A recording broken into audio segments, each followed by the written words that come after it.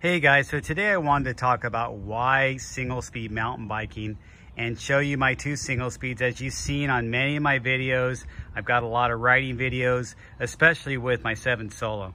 So I purposely built this as a rigid single speed, and I purposely built this to ride where I ride, which is up there in the San Gabriel Mountains. My ride is a 2,000, 3,000 foot elevation gain ride in a short distance. If I go halfway up, I'm only riding about 2 or 3 miles up, and then I go back down into the single track. If I'm going up to the top, 3,000 feet elevation, it's only about 7 miles, and then I come back down and go through to the single track. And when I first started mountain biking, I had a geared bike, obviously, and then I got a single speed bike, and I built it up a little bit on the lighter side with narrow rims. And then I realized it was kind of a buzzkill on the way down, and I was getting ping-ponged around. And so when I went to build up an aggressive type single speed, I thought, well, I could probably do a lot of this stuff with a rigid, and I worked with 7 and built this bike around that rigid NV fork, and it feels great, but it's just, I mean, still a rigid bike, and it's still a hardtail. So I've kind of, evolved, and I went with the wider rims now. I've got this WTB 35 millimeter rims with rim packed in there and a 2.6 inch tire. And then on the front, I have a 40 millimeter rim with that WTB scraper and a 2.8 inch tire. So I've went a little bit more aggressive on this bike over as it evolved, and this was my daily rider. This is what I used for my mountain bike rides all the time. I didn't have a gear bike.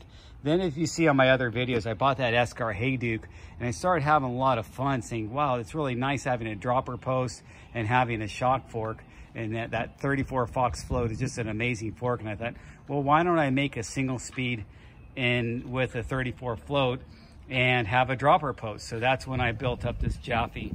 And so this Jaffe allows me to still have a pretty lightweight single speed, obviously not as light as this, but still pretty lightweight, but then still on the aggressive side with the wider rims. So that has the 35 millimeter rim in front, and it has a 30 millimeter rim in back, but it has a 2.5 more aggressive tire with that Terravel Honcho in back. And they're both pretty similar built as far as the componentry, but I just liked having the aspect of having a little bit more tire underneath me for the loose trail conditions that we have here, and for the more aggressive trail conditions when it comes to the rocky, chunky stuff that we have to deal with over here. And it gets really sandy and loose. And then these are dedicated single speeds. That's a Hope SST hub, which is a single speed trials hub that's only could be used as a single speed hub. So it makes it for a stiffer wheel and makes it for a stronger wheel. And then on this one, I have my Hadley. I switch these back and forth, but I have the Hadley hub, which is a Hadley, it's dedicated single speed hub. And what I like about Hadley is, there's a Hadley name. What I like about Hadley is they really make nice hubs. It's a titanium free hub body. It's a shorter free hub body because it's single speed, but it's got really, really wide flanges. And so it's got the wide flanges and makes a really strong wheel. And so you feel that strength and you feel that inertia, especially since I don't use oval rings. I think oval rings take away some of that feeling. So I really like having a single speed, and it was purposely built to get a nice workout. With the bigger tires, I'm gonna get a better workout, right? So it's gonna be a little bit harder to climb than the skinny tire single speed, but it's gonna be really fun on the descents. And the reason to have a single speed for me in the original reason I bought one was to have a bike that I can do a 90-minute ride. I had a young family. I wanted to get my ride done, get 90 minutes of workout in, and then get back home. So it made me have a hardcore ride. There was no gear switching and making it easy on the climb, so I had to aggressively climb, and then I could have fun on the descent. And so that's why I built up a single speed, was to get that weekday ride in and have a little fun on the weekday with a more aggressive bike, and not have to, I mean, not a more aggressive bike, I mean a less complicated bike, I should say, not have to clean it up, not have to worry about cleaning the drivetrain and washing it up. As you see, my bikes are dirty all the time in my videos because I don't like to wash bikes all the time. So anyway, that's why I built the single speed, the simplicity, the workout, and I think you do learn how to ride. And so when your friends are asking you and bragging about their single speed bikes, you know, and they're kind of talking to you and, oh, it makes you a better rider, I think there is some validity to that, and I do agree with them too, but it's up to you. Does it meet your needs, and is what you want to have on the trail? So pick the bike that works for you.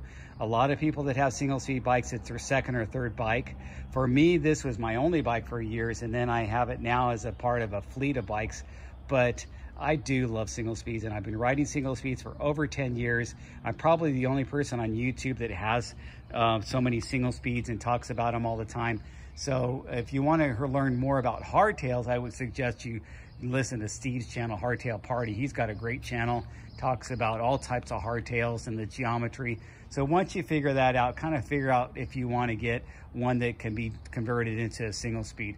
I prefer one that has either a slider dropout or an eccentric bottom bracket. I wouldn't convert with those dingle speeds, you know, those little conversions, just because I just think that's kind of a, I don't know, you know, it just doesn't make sense to me to have that little mini derailleur on a single speed. The reason I have a single speed is so I don't have to deal with having anything hanging from my rear, the rear dropouts. But that's just me.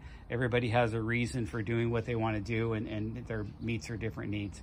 So there you go. Thanks for watching. Please subscribe and like, and leave any comments, and I'll be happy to answer them.